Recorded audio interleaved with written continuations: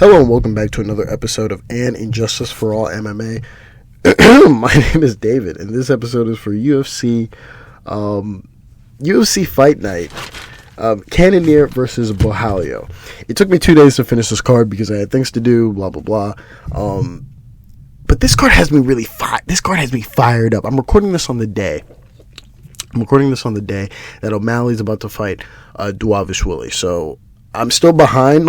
I haven't finished the Burns card. I'm gonna go to a watch party for the O'Malley fight, so I'm going to be watching the Burns fight backwards, basically. The whole point is, you get the point. I'm catching up still, but this card has me just intrigued, and it has me intrigued because essentially, at this point, all I whine about are scorecards, commentary, and aesthetics. And there's no need to talk about the middleweight title picture because it seems like everyone's fixated on Dricus versus Strickland, even though I don't want to see that fight. At this point, we could see Dricus versus Borralho. Obviously, that shouldn't happen yet, but we have more pressing issues to talk about, and that is how just every week we talk about the scorecards.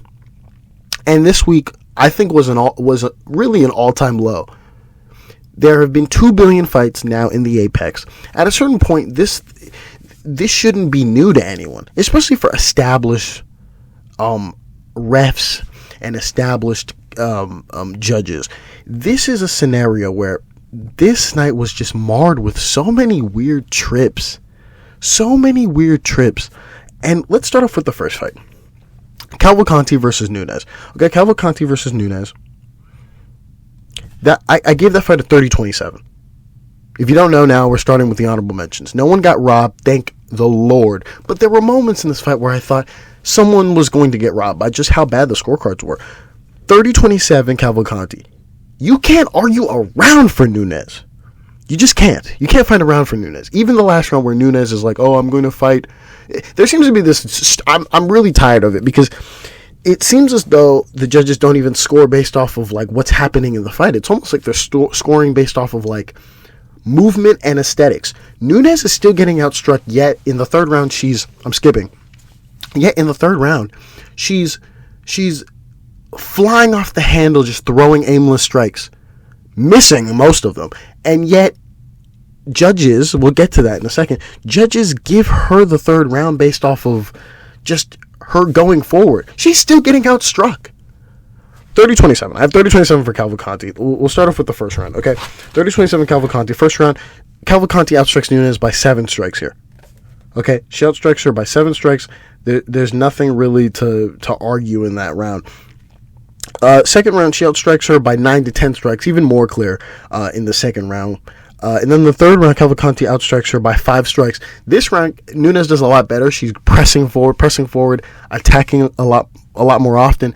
Yet she still gets outstruck by Cavalcanti. But the optics of this round is Nunes is just being a firebrand. She's just charging ahead, and that gets noted by the commentary. Guys, if you don't know my commentary power rankings, Brendan Fitzgerald. Anything with Brendan Fitzgerald I don't like. Anything with Bisping I don't like. Excuse me. And anything with Paul Felder I don't like. Granted, I think Paul Felder was actually fine here, other than the occasional let me suck off anyone who's from Philly. Joe Meerschaert, I get that he won, but still, like, Felder seems to just love his Philly guys. Beyond Felder doing okay tonight, the commentary was just at an all-time level of inconsistent terribleness. Just wanted to point that out there real quick. Back to the fighting. 30-27, if I hadn't said that 17 fucking times already, this fight ends in a split decision. Guys, at the very least, it's a 29-28. There's no split decision to be seen here. We go to the scorecards. Saul D'Amato has it 30-20. Guys, when Saul D'Amato is the best judge on the night, that's something to be said. That really is something to be said. And so, Saul D'Amato, 30-27, Cavalcanti. That's correct. That's the correct score. That real talk, that's the correct scorecard. He's watching. I don't know what the fuck everyone else is watching. Chrisley, 29-20, he gives the last round to Nunes. Ridiculous. She gets outstruck. The only difference is that she's pushing the pace, air quotes. And by pushing the pace, it's throwing aimless strikes that the majority are missing. Cool, whatever, that's fine. Honorable mention, but he gets the right fighter correct. Ron McCarthy and I do this a lot, right? Even last week, or I think it not even last week. I think it was the Sandhagen versus Nurmagomedov fight, where there was that card where there was a judge who gave it the opposite way. Oh, the Tuivasa one. The Tuivasa fight, where he gave a 30-27 to Tuivasa, one of the worst scorecards of the entire year. Arguably the worst scorecard of the year. In your head, you start to think, maybe he wrote it on the wrong side. That can't be an excuse anymore. That can't be a plausible excuse anymore. 30-27 to Nunes from Ron McCarthy? His meter's off. I don't know what he's counting. I don't know what he's articulating. I don't know if he's sitting there going, the heavier strikes are beating the little strike. There's no explanation that gives you this. This is the worst scorecard of the night, by far. Honorable mention to Ron McCarthy. It's fucking terrible. We go to the next one, where someone else almost gets robbed. Borshchev versus Llontop. Okay, 29-28. First two, 29-28 Borshchev. First 2 rounds for Borshchev. Last round to Llontop. Split decision again. Okay, we go to the first round. Borshchev barely outstrikes Llontop. Now, I say barely outstrikes because my counter is two strikes. By the way, the UFC strike numbers tonight, just like last week, someone in the back is pressing the button more than they should press the button. I don't know what the fuck is going on. We'll talk about a fight where I'm just going to unload.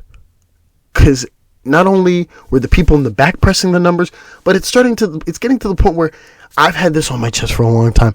Angela Hill is getting on my nerves. And we'll get to that in a second. But Borshchev barely outstrikes Llontop. Given the fact that I think he outstrikes him by 2 strikes, he outstrikes him relatively well in this round. I think he obviously won this fight based off of his striking. You go to the second round where he does the same thing. He outstrikes Llontop by 8 strikes. Commentary's getting a little fuzzy. They start to really highlight Llontop's strikes over Borshchev's strikes, right? But Borshchev is outstriking. Excuse me. Borshchev is starting to I'm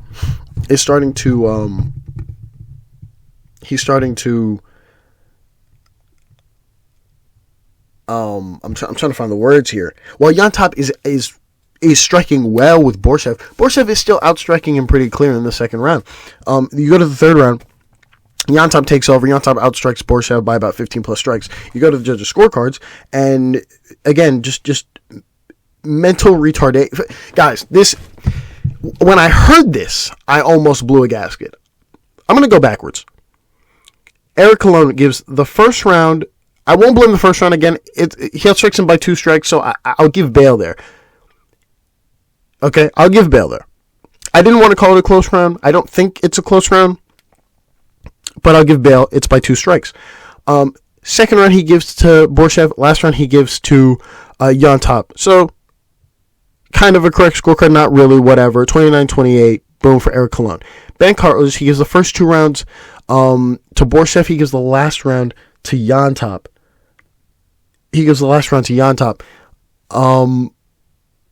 This is the correct scorecard. And then Mike Bell does what I think is an absolute disgrace.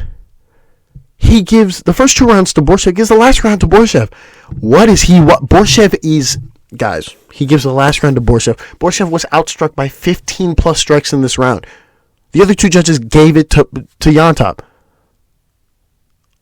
Honorable mention to Mike Bell. Eric Colon shouldn't even get an honorable mention to Mike Bell. What the hell is he watching? Fucking-diculous. Makes no sense in the world. No sense in the world. At all. Okay, we're back now. My computer almost died, so let's continue on with the rage here. So yeah, we just finished off with Borshchev and Llontop. Let's go to the next honorable mention. It's Buzukja. I forget how to pronounce his name, but Buzukja. I'm going to say Buzukja. Buzukja versus Marshall. This is a 30-27 Marshall all the way. 30-27 Marshall. Split decision again. Guys, this is the third split decision. This is the third split decision in 4 fights. In a row. And in my head, I'm starting to think, what the fuck is going on? What the hell is going on? Is someone trying to rob somebody? Is someone trying to steal something? Did someone slip something in someone's pocket? I'm joking. But 30-27 Marshall. That is the correct scorecard. Anything else is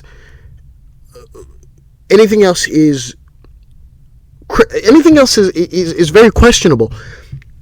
Let's start off with the first one. If I can find it on my meter here. If I can find it on... Yes, so we go to the first one. So, in the first round, Marshall barely outstrikes Buzukja, but pretty much the theme of this entire round is that he controls him. They gave him a takedown. He didn't get it. Let's be honest. He did not get a takedown. He controlled him across the fence pretty much for 3.5 minutes.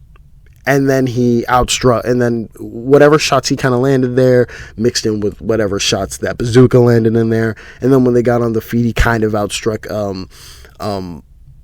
Buzukja, Marshall did. That's pretty much the first round. You go to the second round where Buzukja outstruck Marshall on the feet by about 7 strikes. But guys, Marshall dropped Buzukja and he had some ground and pound. It's irrelevant what Buzukja did on the feet. He got dropped in the round. The round belongs to Marshall. We go to the third round where Marshall outstruck Buzukja by 5 strikes. So that's pretty much the fight. Yet a couple judges get fucking confused here. Ben Cartledge, the only correct scorecard. Listen, I don't like some of Ben Cartledge's scorecards. It's really good that he's in the apex. It's very good he's in the apex because these fuckers are pissing me off.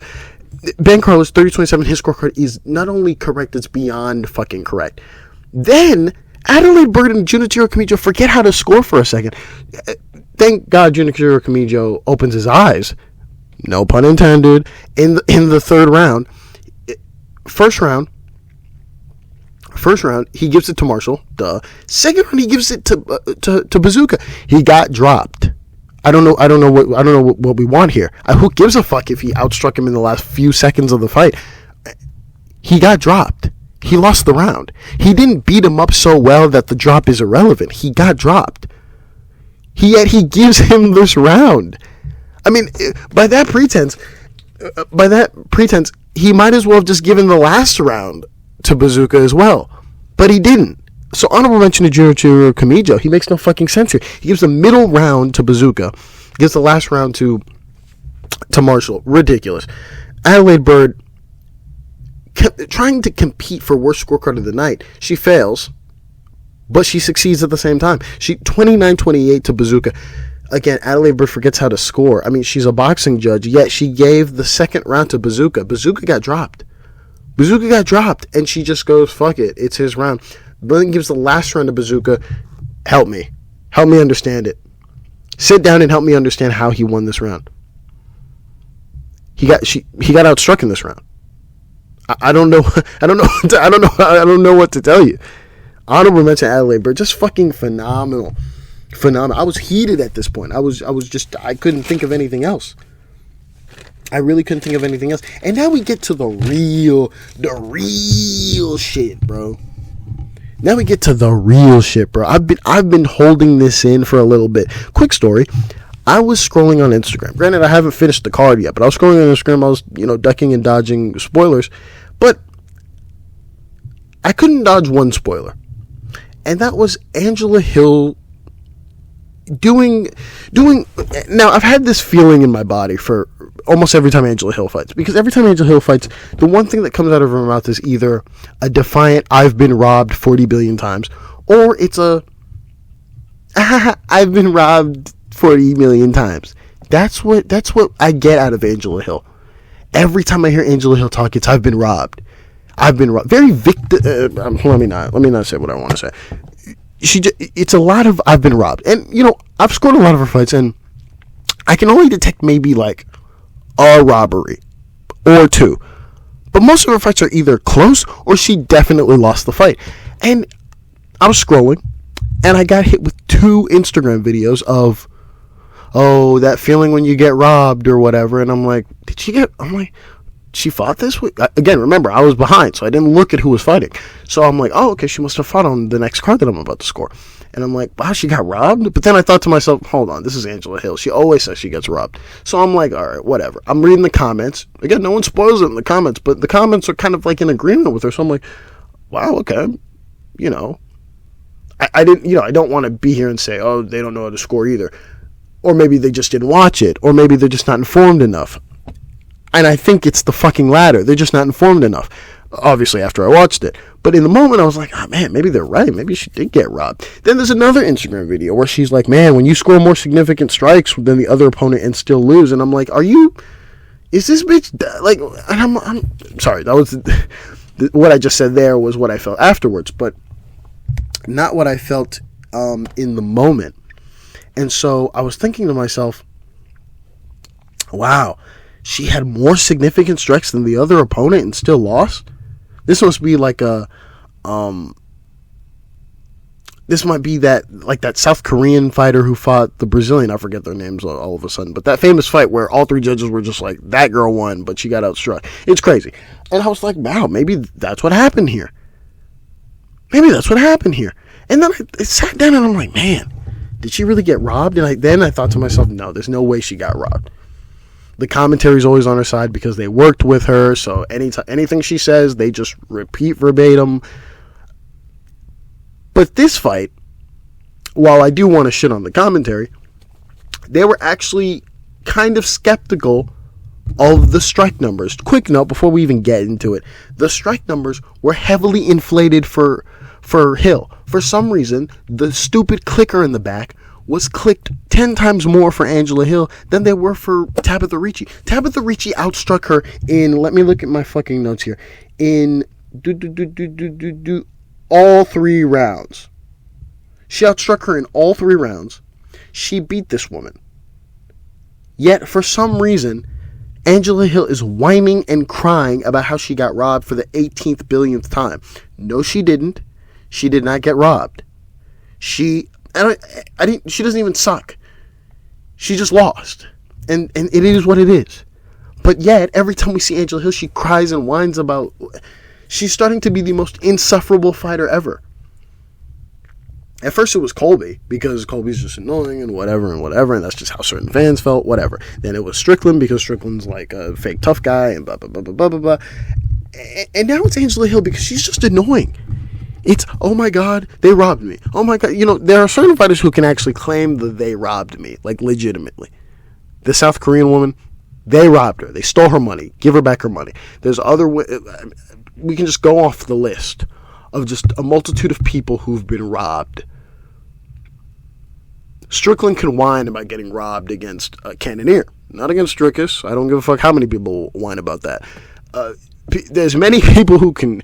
Whitaker can scream about getting robbed in Dallas from the... What's his name? From Adesanya. There's a multitude of fighters who can whine about, hey, I should get a check. I should have a second half of a check hitting my pocket. But Angela Hill continues to hold the record for how many times can I whine about getting robbed when I legitimately didn't even get robbed. You just fucking lost. You lost. And that should be the end of it. Let's go into the metrics of the fucking fight, because this fight really pissed me off. It intensified how I felt about Angela Hill, because I was scrolling through Instagram, like I said real quick, I was scrolling through Instagram, I'm seeing her fucking TikToks, and I'm going, wow, maybe she got robbed. No, she didn't. 30-27 Ricci. It's a 30-27. There's no other scorecard. There's no other scorecard. There shouldn't be any other scorecard. 30-27 Ricci. We go to the first round. Ricci outstruck Hill by 13 strikes. The theme of this fight, the theme of this fight in particular is Ricci just going forward and not being passive like she usually she like stands back. And if we're just going to be honest here, if she did stand back like she did in many of her other fights, she probably loses. She definitely loses, that's for sure. But she went forward. She outstruck Angela Hill. We go to the second round where she outstrikes Angela Hill again, not by a lot, but again. And this time she has 2 takedowns with a little bit of ground and pound. She has 2 takedowns. So even if the strikes are close on the feet in this round, she has 2 takedowns in this round. That's 2 rounds locked for her. At this point, I'm watching it and I'm going, what the fuck is Angela Hill talking about? And now I'm thinking to myself, because again, this is me having watched the video, I'm thinking to myself, with the theme of how this card is gone, of everyone getting split decisions, I'm thinking to myself, oh no, they gave her a split decision. And now in my head, I'm thinking, how the fuck did they not give this fight a split decision? But they gave fights that were much easier to score a split decision. That just goes to show how fucking terrible this was tonight. You go to the third round, where Ricci, again, outstruck both fighters, Ricci outstruck Hill by 5 strikes. Both fighters had a takedown. That's it. The strike numbers were stupid inflated. Commentary was like, had to revert to it's close, because once they saw the strike numbers, they're like, we're watching the fight throughout the night. We're watching the fight, and Tabitha's definitely outstriking Hill, but the strike numbers are saying something else. Yeah, we're just going to say it's close so we don't get hit with a controversial whatever. And when I saw that, I was like, well, okay, I would blast the commentary usually, but I was like, no, they're right. When the UFC is showing you this and you're looking, you're going, that's not accurate, of course you're going to be quiet. So that happens, and we go to the scorecards. We go to the illustrious scorecards where all three of them, a little goofy, but they all got the right fighter. Mike Bell has a 29-28 to Ricci. He gives the first 2 rounds to Ricci, gives the last round to Angela Hill. Honorable mention, no, the last round does not go to Angela Hill. It just doesn't. She got outstruck in that round. Ben Carlich, his scorecards reflects Mike Bell, no. Again, honorable mention, no. And then Eric Colon, honorable mention as well. He gives the first round to Angela Hill. His eyes were closed. His eyes were shut in the first round, apparently. 13 strikes. She lost. 13 strikes, Angela Hill got outstruck. 13 strikes, gives the first round to her. Honorable mention, really disgusting. Then gives the last 2 rounds to Ricci. I mean, by that pretense of the first round, you might as well just give the whole fight to Angela Hill. It would have made her claim even stronger of her winning the fight somehow. But whatever. Just stupidness. Just absolute stupidness.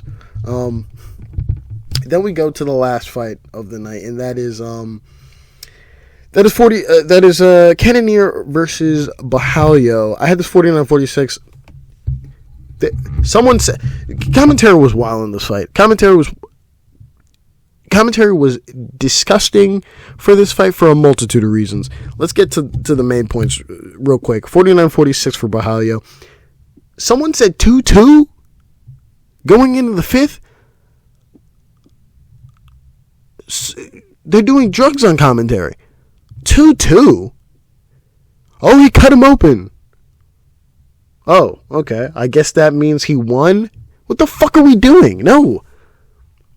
Shades of Anik and fucking Rio, or wherever the fuck they were. Like, what the fuck are you talking about? No. No. That's not how this fucking works, and that's not how this should ever work. And we're glad we don't have stupid judges who adhere to stupid shit like that. But anyways, whatever. 49-46. Borralho wins the first round, and then he loses the second round, and then he wins the last 3 rounds. We go to the descriptions real quick. In the first round, did I write this wrong? No, I didn't. Borralho outstrikes Cannonier by 4 strikes. They're kind of trading strikes, and then slightly Borralho etches away. Borralho outstrikes Cannonier, again, by 4 strikes in the first round. Second round, Cannonier outstrikes Borralho by 6 strikes. Again, they're kind of going back and forth. Then Cannonier starts to find his groove, and he starts to outstrike Borralho slightly. Third round, Borralho outstrikes Cannonier by 13 plus strikes. The theme of this fight is just the massive amount of strikes that were blocked by Borralho from Cannonier. That's the real true theme. Forget about the wobbles and the drops and whatever. We'll get to that. But the real true theme is that almost all of Cannonier's strikes were blocked very well by Borralho. In the past, I've said I don't like Borralho. I don't like his fighting style. He looked amazing that night. He looked incredible. Excuse me. You go to the fourth round. I think this is the round where he gets cut, to which everyone wants to claim it's 2-2. No, he outstrikes him by 7 strikes, but he's outstriking him pretty well in this round. Borralho outstrikes Cannonier by 7 strikes. Then you go to my favorite round, the 5th round. Commentary's pissing me off because they're saying it's 2-2 or 3-1, and I'm screaming at my computer going, it's 3-1. The fight starts out, they're kind of trading, and then a strike that wobbled Cannonier earlier in some rounds that I can't forget. Just Cannonier just gets hit now, and I think it's an age thing because those strikes normally don't drop people. They just don't. I genuinely think it's an age. It's just an over time he's been fighting age thing, and he drops him. Borralho drops Cannonier. He outstrikes him by 10 plus strikes. He proceeds to get on him, have a submission. He has a submission attempt and some ground and pound as well. That's the description of the fight. But let me speed it back a little bit. He drops him. Now, when he drops him, this isn't an instant. He hits him and he falls on impact. I don't know how to say this without it coming off really bad. He drops him in the sense that he punches him, he moves back, and Cannonier timbers like a fucking tree. Pretty stiff. Timbers. And Meerschaert proceeds to decides, fuck it, we'll just keep going. Most of the time, guys, that fight is stopped almost all the time. This isn't a title fight. It's the 5th round. I'm going to reiterate this. This is not the 5th round. This is not a title fight. He is 40 years old. Stop the fucking fight. You know, the reason what was so funny about the stop the fight thing is, yes, they should have stopped the fight back in Abu Dhabi, but it's the overzealousness of Dan Hardy just being annoying in conjunction with, it was a couple extra strikes, it's not that deep. In this scenario, it's fucking deep. He timbers like a tree. One, if this were Chris Tognoni, 2 things. If this were Chris Tognoni, he would have stopped it. That's 1. 2, if this were Chris Tognoni, and that would have been fine. If this were Chris Tognoni, 2, and he didn't stop it, the commentary would be on his ass. Earlier, I think there's a fight earlier, and I'm trying to remember which fight it was. Oh my god, I'm trying to remember. It's not the Wang one. It's, which one is it? There's a fight that ends in a, damn it, I can't remember. It might be the Santa, no. Is it the Loder? No. I can't remember. There was a fight earlier, or I think it was maybe last week. It wasn't. It was not. There's a fight earlier on this card where Tognoni was supposed to jump in quicker. And for some weird reason, the commentary, they just trash him. Oh my god. Chris, what's his fucking name? Brendan Fitzgerald. Oh my god, why does it, get in there. Don't just say, get in there. Don't just say stop. And I'm like, oh my god, Fitzgerald, you sound so fucking insufferable. Yes, he's correct. But they were just so insufferable in commentary. Now, fast forward here where the spirit of Dominic Cruz permeates, and his soft voice going, oh my god, thank God for the ref giving him a chance, because he's still scorned by what Keith Peterson did to him, that he still pushes that on everything. So the commentary, for some weird reason, earlier in the night, it's, oh my god, jump in there, to, man, look at Dan giving him every opportunity. He timbered like a tree. He was KO'd. He was out. He was done. It was over. The fight's over. There's no difference, really, in Borralho winning this fight, 49-46, versus him getting a TKO finish in minute 3 of the very last round. There's no difference. There's no extra, like, sauce to that. If anything, him having him finishing this fight ruined it more than getting. Give him the TKO win. There's no need for all the fluff. Yet the commentary proceeds to just lick Dan Miragliotta's ass and go, "Oh my God, he did wonderful. He did great. Just giving Cannonier a chance." What chance did he give him? He timbered like a tree and proceeded to receive a bunch of strikes, a shit ton of strikes, for no reason, and suffocate for like a couple seconds or so. Come on. Just fucking ridiculous. Absolutely ridiculous. Let's go to the scorecards. We go to the scorecards. We meet with more ridiculousness because nobody can fucking score. Let's start off with the fact that all three of them gave a 10-8. No, there's no need for the 10-8 here. They were pretty competitive up until the drop, and there's like a minute left in the round for the. There's like a minute and a half, and in that minute and a half, so the 10-8 comes from what? Him basically subbing him, but he's not really subbed. He was fine the entire time. He was just gassing. He was just pressuring him on the ground pretty much. And then he lands a bunch of strikes. And here's your 10-8. There's no need for the 10. It's an unnecessary 10-8. It's very much an unnecessary 10-8. There's no rhyme or reason for this 10-8. Cool, whatever, fuck it, I don't care. We then move on to the rest of the card. So Saul D'Amato, his scorecard is the correct scorecard. Basically, his scorecard reflects mine minus the 10-8 at the last round, so it's a 49-45 for him. Then you have Chris Lee. I'm sorry, let me go to Ron McCarthy first. Ron McCarthy also reflects Saul D'Amato's scorecard, 49-45. And then Chris Lee, just, again, first of all three get honorable mentions for the 10-8. All three. I think the 10-8 is stupid. Then Chris Lee gets an extra 10-8 because he just can't score. He has it 2-2. He has it 2-2 up until this final round. There's no need for it. What is this? Gives the first round to Borralho, gives the second round to Cannonier, gives the third round to Borralho, gives the fourth round to Cannonier. What is he talking about? Honorable mention. Double honorable mention.